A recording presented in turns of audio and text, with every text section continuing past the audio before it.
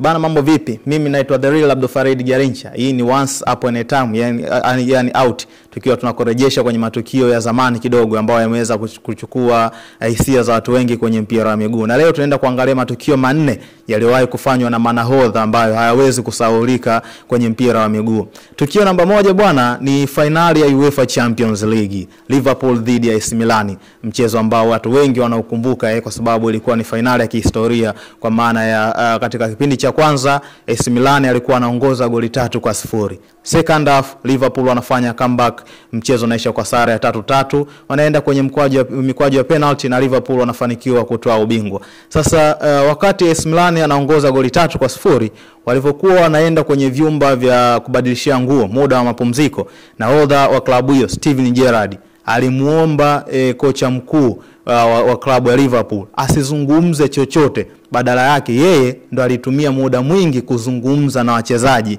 na akawa amempatia dakika 5 tu za mwisho kocha mkuu wa klabu kuzungumza na wachezaji wa klabu hiyo. Baada hapo kilichoenda kufuata ni historia. Liverpool wanafanya comeback na hatimaye wanafanikiwa kutoa ubingwa wa UEFA Champions League. Tukio namba 2 hili linamhusu nahodha wa klabu ya Real Madrid, Sergio Ramos.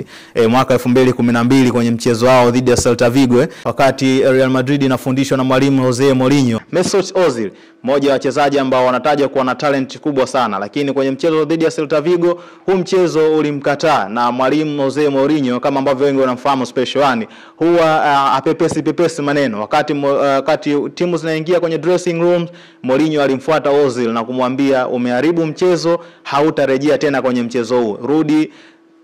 Rudi ukienda huko hakikisha unavua kabisa viatu, kwa sababu wewe sio mchezaji ambaye utacheza kwenye kipindi cha pili. Lakini Sergio Ramos, wakati timu zinarudi kwenye uwanjani kucheza kipindi cha pili, alimfuata Mesut Ozil na kumuomba jezi yake. Kisha akavua jezi yake, akavaa jezi ya Ozil ndani, alafu juu akavaa jezi ya kwake yeye Sergio Ramos. Kitu ambacho alikuwa anakilenga hapa ni nini? Ni kufikisha ujumbe wa kwamba pamoja na kwamba wewe sio mchezaji ambaye umeweza kuendelea na mchezo huu, lakini bado jezi yako ipo katika pitch na inaendelea kuitumikia logo ya Los Blancos, kwa maana ya Real Madrid. Tukio namba 3 na la mwisho hili bwana linamhusu nahodha wa klabu ya Manchester City kwa miaka kadhaa, Vincent Kompany, Mbelgiji huyu bwana, kwenye mchezo dhidi ya Leicester City, mchezo ambao ndio ulikuwa unaamua hatima. Kama Man City atashinda, basi wanaenda kuwa mabingwa, ama kama atapata sare ama kupoteza, basi Liverpool anaenda kutoa ubingwa. Kwenye mchezo huu Vincent Kompany